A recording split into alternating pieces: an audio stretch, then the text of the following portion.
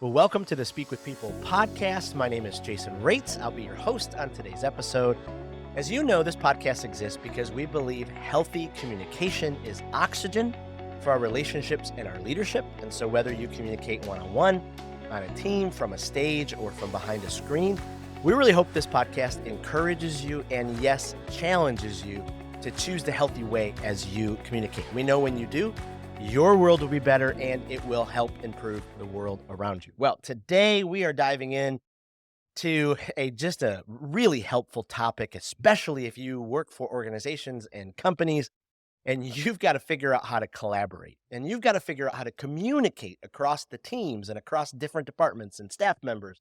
And so we're going to ask questions like, why is collaboration so important? And how do you communicate across multiple teams? And what are some of the skills that we can do and use? Is it possible to support someone's idea if you don't think it's the right way to go? How do you communicate those kind of things? Should you or do you, at times give up your positions? When do you disagree? When do you just move on? When you bring someone new on the team, how do you make sure that they're in the loop with communication? And then what if we don't feel the environment or the culture is a safe place to ask questions or really share our opinions? Whew, we're diving into all this. It's a lot, but we're gonna tackle this in this great conversation today. And we're joined by a leader who I have just admired for many, many, many, many years. His books, including, I think, one of the best books I've ever read, Hero Maker. I don't have the cover on it because I'm a weird guy like that. His books have been huge in my life, his leadership from afar. And so we are so excited to have Dave Ferguson on the podcast. Dave, welcome. Hey, Jason, thanks for having me. It's good to be here. Absolutely. Well, Dave, could you just, before we head into this conversation, could you kind of give us a little bit into your story, who you are, what you do, your family, all that kind of stuff? Sure. I wear kind of multiple hats. One of them, and I'll start with why the hats, and then I'll talk about family. I lead a church, community Christian church in Chicago. That myself, my brother John, and some friends from college started, and I think we could call it one church with multiple expressions. Mm, That's one of the things that kind of transitioned during COVID. We do definitely have multiple locations. So we have community locations, but in addition to that too, we also have what we call community freedom. So we're starting new churches and locations in prisons for the 2 million currently wow. incarcerated people across the country. We Wow. also community online. We've leaned in a lot to what's happening digital and very excited about that. And also a fourth expression is community micro churches. And we have about 30 of those Wow. and somewhere close to 800 folks that are part of those, both locally and globally. And that's just a weird thing that maybe is another podcast another time, but it's fun. Um, I also lead New Thing, which is an international church planting network, and we helped plant almost over 9,000 churches last year in 47 countries. And I'm the interim CEO, a founder, but interim CEO for Exponential, and we convene church planters, and we've Wow. also started parts of Exponential in Europe and Australia, and then also in Manual. So yeah, that's fun. And like you said, I get to write books there occasionally. Um, but the most impressive thing I think is if you got to meet my family. Mm. Soon celebrate our anniversary. We were down there, not near you, but we were in Florida. We were down in Fort Lauderdale for our anniversary. Oh, yeah. Uh, I have a daughter, Amy, who is a social worker and lives in the city. And when you live in Chicago, you just say the city. And she lives. And then Josh, my son, is out in DC, working for the city there. And I have a son, Caleb, who's back in Michigan, where you were for a number of years. And he's actually on staff at Calvin University and part-time coaching, which is his real passion. Wow. That's fantastic. Yeah, you're such a good storyteller online. Remember following your family. And I've always loved sports, but I'd see your cross country posts and I was like, I had never really thought too much about cross country. And then seeing all your posts, I'm like, cross country. All right. Oh, yeah. Oh, no, yeah. I mean, when the boys started running, it kinda got all of us into it, and, they did really, really well, and actually turned out my daughter, who said she would never run, said, she'll go and cheer, but would never run. She's run both the Chicago and the New York Marathon and, has ambitions to do all the majors, so we've kinda gotten the bug. Wow, that's amazing. Well, Dave, we wanted to talk with you on this topic just because we have such an admiration for, how you've led for so long, same organization, across different teams. And so can you as we kind of kick off this conversation, just kind of take us into why collaboration is so important for teams and organizations to really embrace. I mean, a few things come to mind. One is I think the genius that we're looking for is not in the individual, it's in the community. Mm, And I think, we live in a Western context which continually celebrates the individual. And certainly, yeah, the individual is the imago Dei, but there's something uh, different that happens when we come together as a community. I mean, even Jesus, he said, where two or more come together in my name, there I am in their presence. So there's something unique that happens when we come together. wow. Uh, I would even suggest, theologically, that you have what we call the Great Commission, which is you're supposed to go, and then we have the Great Commandment, where you're supposed to love. And I Mm, think churches have put a lot of emphasis in that. And I think church leaders in particular, I know we're talking to a broader audience than that, but that's kind of my niche in the world, and put a lot of emphasis in going and loving. But I think the thing that we have missed is that if you think, imagine like a Venn diagram.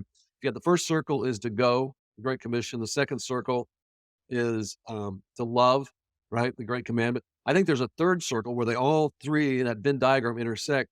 And I would say that's the great collaboration. mm, Jesus the last thing Jesus said in his prayer was that they would be one. And wow. it was a call for collaboration. And it wasn't just like a hold hands, kumbaya, let's feel good, let's nice, let's have a group hug. It was the whole prayer was around mission so that they will know. Yep. And I think one of the key things in the mission of the church that's missing is we might be doing a good job trying to go and trying to love, but we're not doing it together. And so I'm a big proponent of collaboration, both in strategic decision making, and also, and we could go there for some time if you want, in creative content. I Right. think that's where, particularly pastors, and but I would even say beyond that, because if you're an executive or a CEO, you're regularly communicating, and to think you're going to hold yourself up all by yourself in an office and come up with the just right thing Right. is just, I mean, one is I think naive at best and probably arrogant at worst. Yep. Well, you hit something so incredibly profound because I don't know if if it happens over time or with the more leadership you get to, or if you have to, try and struggle, and then you hit maybe a failure point and you realize, wait a minute, the genius is in community. It's not just myself. But it's so hard sometimes. I'm a story brand nut. You read Donald Miller's story brand. Yep. So many organizations, so many leaders make themselves the hero. But Yep. how can we be the guide? How can we collaborate in such a way? It's just so powerful. And to be able to embrace that is just, yeah, is just incredible. What are some characteristics, as you think about it, some traits of, healthy collaboration amongst teams in a church or a company or an organization? I think a few things come together if you're talking about kind of what are teams that collaborate. I would say one is I think there's a commitment to the mission more than their individual agenda. Mm, So, for example, like a community Christian church, we have a lead team, and when those 6 folks come together, I mean, each of them responsible for different parts of the organization, and you can't help it. You kind of bring biases and yep. certain things, but when you step into that room, there has to be acknowledged with the team. Our mission at community is to help people find their way back to God. Mm, That's the mission. Okay. I understand that you represent the different ministries. I understand that you have a heart for moms. I understand that you represent this particular location or all those kinds of things. But when you step into that room and we're working together to make strategic decisions, your commitment, I think the first thing is your commitments to the mission and not your own agenda. mm, I think the other thing too that has to happen in these teams that collaborate in healthy ways is I think there's also a commitment to each other mm. more than yourself. And I think that speaks a little bit to what you were talking about too, that you want this team, okay, to really be the hero and not me. And there does, and it's again kind of back to that the genius is in the community, and that there's a real genuine commitment to that. Um, Let me give you a couple others that kind of come to mind. I think thirdly, I'd say that I think there's also a commitment to trust. Mm, and send back skepticism. yeah. The whole, I mean, again, when you step into that room with a leadership team, and I think this is true in a corporate situation or a church situation, I think you have to assume the best. Ooh, When you're gonna bring those people in the room, you have to assume the best. If you do anything other than that, it is gonna dramatically, and I mean, you're the expert on this, hinder healthy communication. And if you hinder healthy communication in that kind of environment, because you're not assuming the best, collaboration is impossible. mm, And so we talk about that out loud a lot. yeah. Uh, Wow, that's that so good. do that. Um, Maybe one more, and maybe we can debate this one or not. I think there also has to be a commitment to outcomes and not just the process or not just the plan. And so one of the things that we're going after right now at community it's a real strong emphasis on discipleship, and we're doing something called U plus. We said Jesus in John 10 said, "Hey, I've given you life and life more abundant." So Mm, you can either have the Jason life, and we just depend on Jason and let your heart lead you to wherever you want. Yeah, you have a life, or you can have life more abundant, wow, that's good. and we call that U plus. Mm, One of the things we want to do and is we're actually have a commitment to having 7,000 individual U plus conversations so that we're actually sitting down. There's some pre-work that individuals do. And after doing the pre-work, they have put down some ideas, but they have a discipleship conversation where they actually write a plan. Here's my U plus plan mhm. for this year. And they set 3 goals in different areas. And through technology, they were able to kind of keep them up to date on, hey, how you doing? Not weird cult like, but actually, hey, you created these goals, and if you want, we will gladly keep you up to speed on how you're doing and ask to remind you about it. So anyway, I say all that is I think the commitment to that outcome of 7,000 U plus conversations is Right. more important than the plan we created to, even to get there. And we may have to change the plan because some people, you'll be like, "Hey, no, we said we were going to do this." Well, I know we said this, but the outcome is what we're really going after. Right. So if I have a team that has those things, a commitment to mission, a commitment to each other, a commitment to trust, that assuming the best, and a commitment to outcomes, I'm telling you could be unstoppable, and that will create healthy collaboration. Absolutely. Wow. Wait, Wow, that's good stuff. That's powerful. I was thinking about, my early years, especially in ministry. I was a youth pastor for many, many years, and I got into the rut as a young leader. I could not see the organization from the 30,000-foot view. I could only see it from my perspective. And you just nailed it with, especially that lead team having people who can see it from, you know, that larger point of view. So, we don't come in with our own agendas. I guess longevity is probably pretty important to build that trust. Has your lead team been together a while? Has there been people that have come and gone, or how do you kind of keep that lead team healthy and together? um, our current lead team, actually, two of the members are brand new. They actually just started in the last 2 months. The Mm, other four have been around for a number of years. Um, I I think one of the things is just saying certain things out loud and reminding yourself of who you want to be. And like, mm, and I think you kind of resonate with this. Just saying it out loud. No, we're going to assume the best of each other. yep. Like that's value. That's one thing. And some of the stuff we actually worked with the table group with Lencioni. Oh yeah. That and so we got some of that from them, and that was helpful. The other thing to remind everybody that we'll say too is like, no, this is your first team. Mm, So everybody else on that lead team, they lead other teams.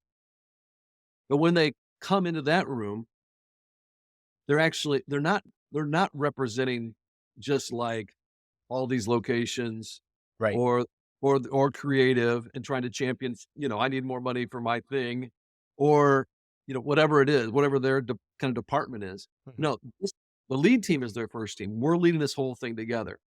And so that way you're focused on the mission, you're focused on your OKRs, you're focused on your outcomes, that kind of stuff. Hey, this is your first team. So I think in some ways by saying those things out loud, that's gonna help, I think, remind us of who we wanna be.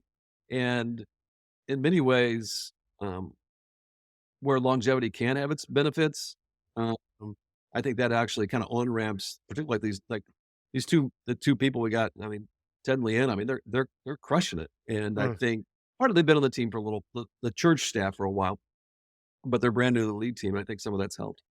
wow.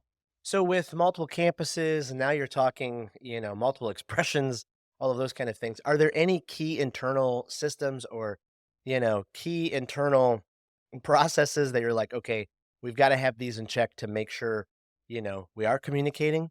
Because I mean, in many organizations, there's a chain of command of communication.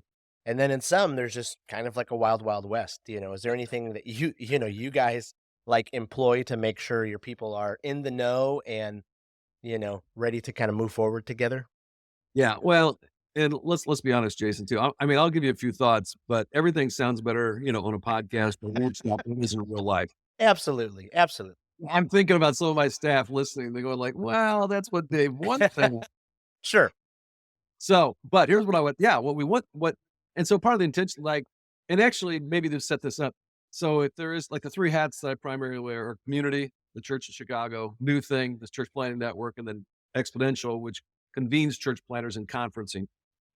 The only common denominator really in those three are probably in some ways are me and some of the people. Those are actually three separate organizations. Mm, right. So if we kind of, I'll just take community for example, or we could talk about any of them. But like at community, the church there, we have someone who oversees what we call our expressions team, and our expressions are the four different expressions of church, which includes those things like location, community freedom, community online, then also micro. But they'll have an expression team meeting where that whole team from the variety of expressions they get together, which includes all the community pastors, the community freedom director, community online director, and also the micro church director, so that they are communicating and collaborating and in sync together. Does that make Oh, wow. sense? Yeah. Wow. It Absolutely. you kinda have your if you org it out, you have your silos, then you have your lateral processes. So these are Yeah. kinda lateral processes. Same thing with our champions. We call them champions. So the champions are those folks that are, probably the best at any of our ministries. So we have a champion in adult ministry, a Mm, champion in worship, a champion in students I and love kids. that. Does that make sense? Yeah. And so we have Yeah. we champions all those areas. And so while all of our locations and some expressions will have each of those people, we have one person who represents all of them and really is constantly making sure there's communication between all of them and also sharing best practices. And Yep. so there's also champions team meeting that they all come together. Wow. And the same thing with our creative content. And we actually wrote a book back in the day on this one called The Big Idea. Right. And so we have one big idea that we teach at every expression, every location, every week. Um, and it's our creative team that they all come to create this content on a more than even weekly basis, regular basis. Wow. So there's again, you kind of again, and maybe for Yep. people that kind of into org charts, I love that kind of stuff. I mean, Yeah. you do have a north south silos, but these are more like lateral processes, and those do help make sure there's collaboration across everything, so things don't get siloed, and there is communication. Yeah. Oh, and it's just I found so important to be able to communicate those and have those items in place because depending on where you are in your org chart, you can, feel left out or feel out of the loop pretty quick, if there aren't those systems there. So let's turn the corner just a second. So one of the questions we get asked a lot at Speak with People, especially from folks working in, organizations with what they would say some unhealthy communication. What if, like I, I don't I don't agree with the direction of where my leadership is going. Like, would you give any advice or steps on how to communicate that or, you know, be able to express that if you fall in that category? Okay. Yeah, I think this is a great question, and I'm gonna. We can maybe next go if it's an unhealthy culture, but let's assume it's a healthy culture. Is that Yeah. okay? It's a healthy culture, and you're not sure. I mean, you're convinced this is a bad idea. It's not the direction we got to go. What do I do? In a healthy culture, I think a healthy leader would want to hear from you, and they would encourage vigorous Mm. debate. Yep. Yep. Uh, and and even a healthy kind of conflict, and some people aren't comfortable with it, is a very very good thing. But at the end of the day, after you've had your say and you've been heard, Yep. I think at that point, then it goes back to our original premise. You have to trust the group more than yourself. Yeah. And again, I think because the genius is in the community, and yes, you should speak up because I mean that's part of why they hired you. They want they in a healthy organization, they want to hear from you, and you might be right, Right. and it may change the course of things. Right. On the other hand, they may decide, no, we don't think so. And in that case, I think in a healthy organization, after the vigorous debate and you've been heard, then you trust the group more than yourself, and you get fully on board. Is what I Yeah. would say. Yeah. So then, switching to the unhealthy, culture, Yeah. then, going from that, what advice would you give to leaders who, if they don't feel safe to have that vigorous debate or to bring up things, I mean, I guess the big advice would be maybe, look for a different healthier organization. But is there any, thoughts or advice you'd give, to that leader? Yeah. Um, I think even I think in an unhealthy environment, I mean, in some ways, you almost test that by, I think, by appropriately voicing your concern. Mm, It, yep. you'll get clues back if this is a healthy environment. If if they don't want to hear from you, um, and again, you got to be smart about it. I mean, don't be obnoxious. Right. Be Right. respectful. Be clear. You know, you know, say your piece. Um, but if it's clear that no, they don't wanna hear it, and they're really trying to quiet um, any kind of discontent, Yeah. uh, then that I would say at that point, okay, that's a red flag. And in fact, if you get to the place, I would say to people, if you're uncomfortable voicing that, if you're an organization and hopefully they do have some kind of an HR, that's when Right. I think take that to HR.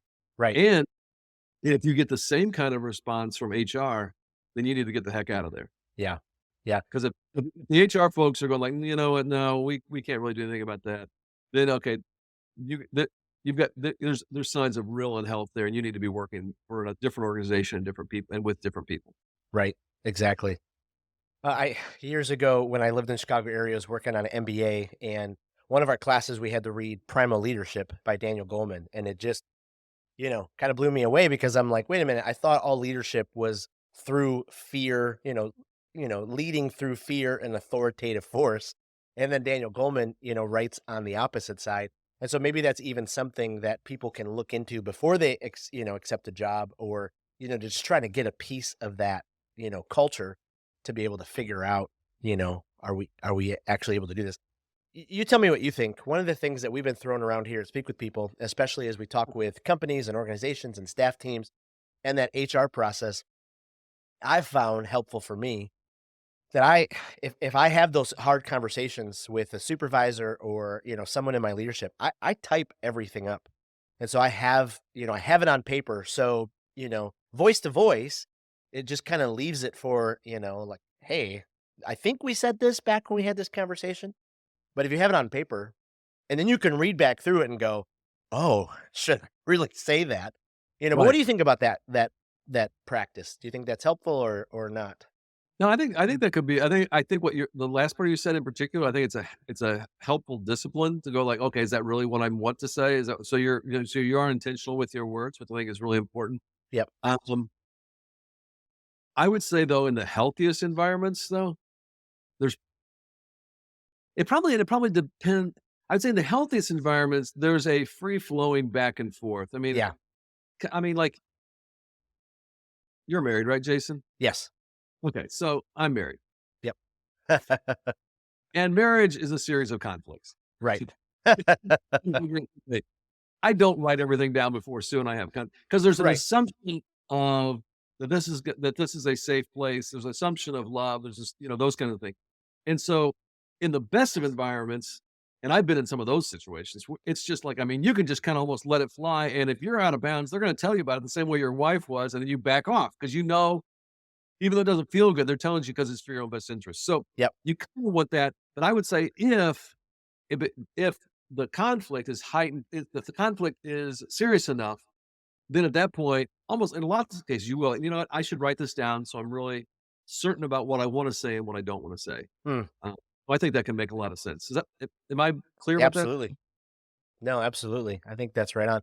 Okay, kind of circling back around to where we started.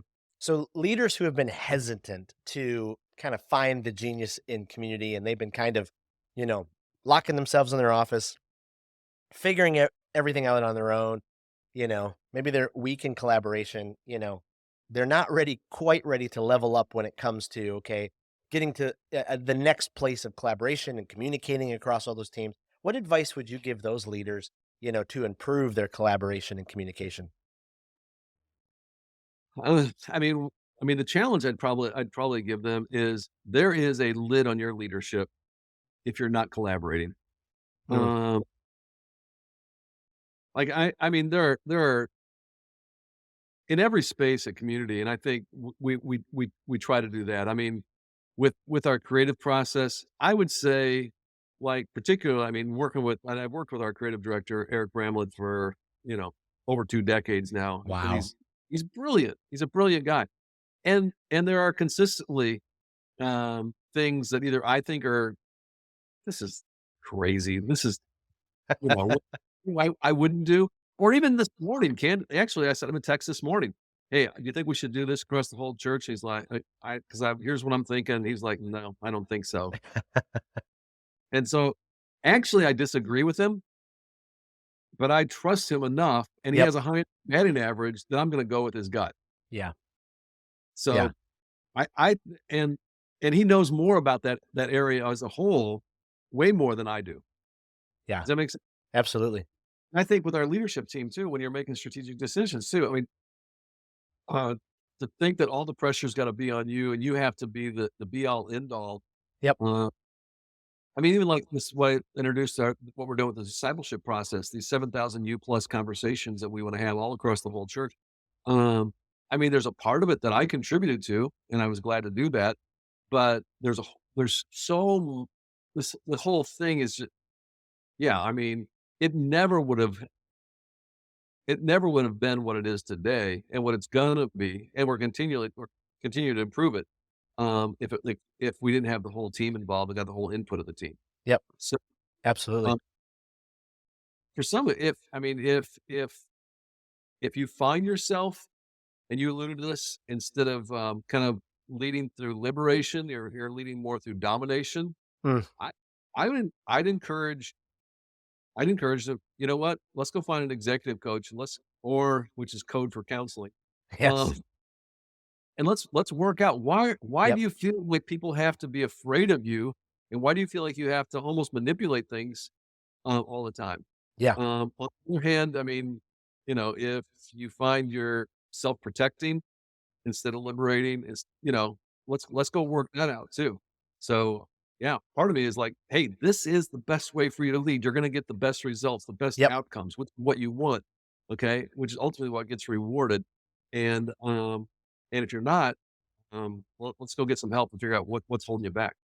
Absolutely. Oh, I love that. I mean, that is just so rich and, just backs up, when I think of the first time I read your book, Hero Maker, like everything was just like, you know, the radars were going off because I'm like, wait a minute, that's right. I don't have to be the celebrity pastor who's leading this church. I can get out of the way and help other people succeed. And, whether I did that well or not, it's just so incredibly healthy for an organization when a leader does exactly what you're talking about and just brings them in. I love that. I mean, that is so incredibly important.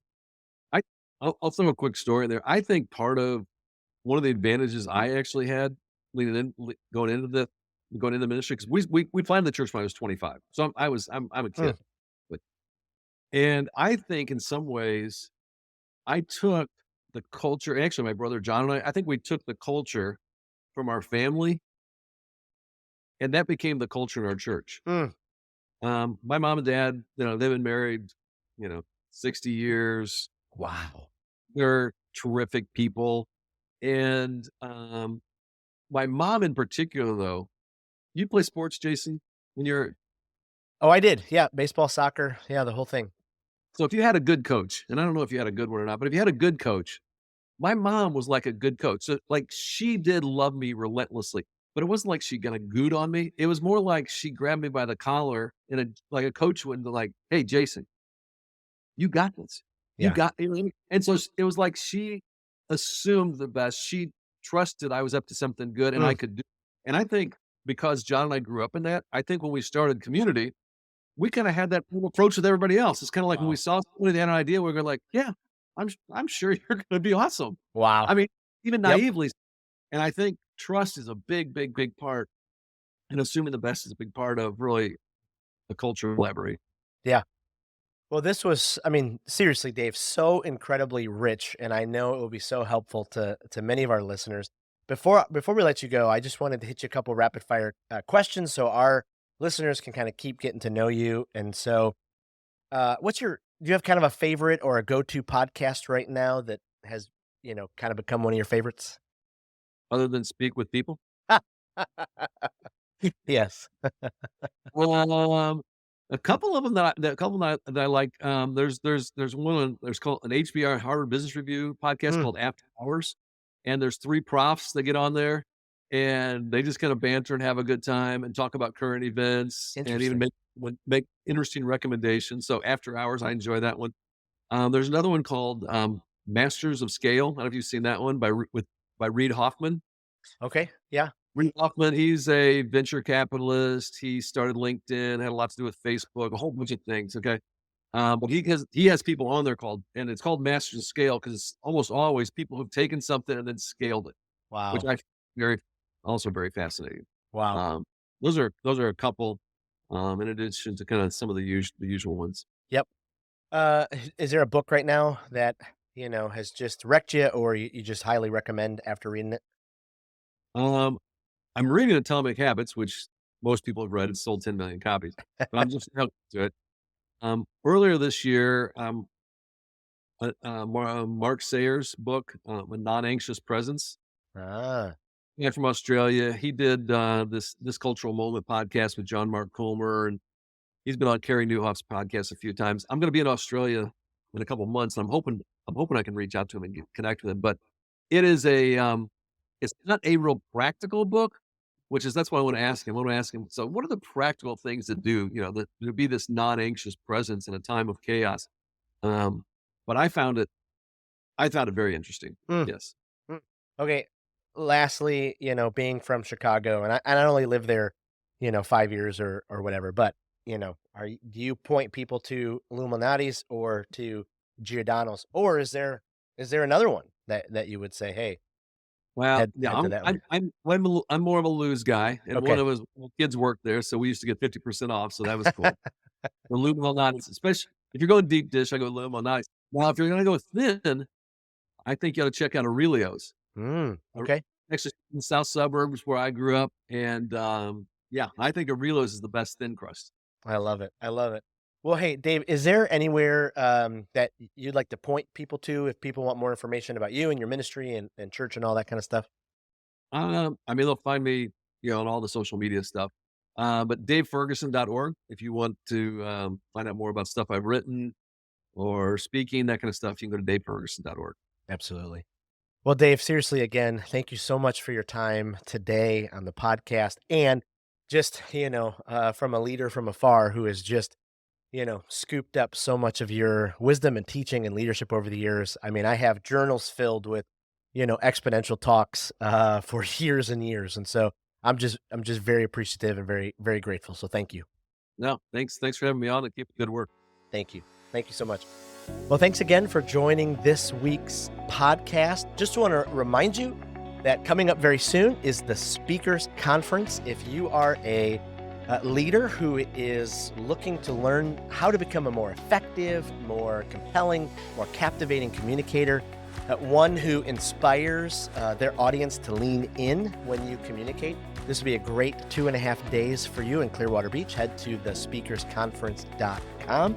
And we just can't thank you enough for being a part of the podcast. Seriously, if you head over and you've loved what you've heard and it's made a difference, we just thank you in advance for any review or downloads that you do. And so really appreciate it. This podcast, again, exists because we believe healthy communication is oxygen for our relationships and our leadership.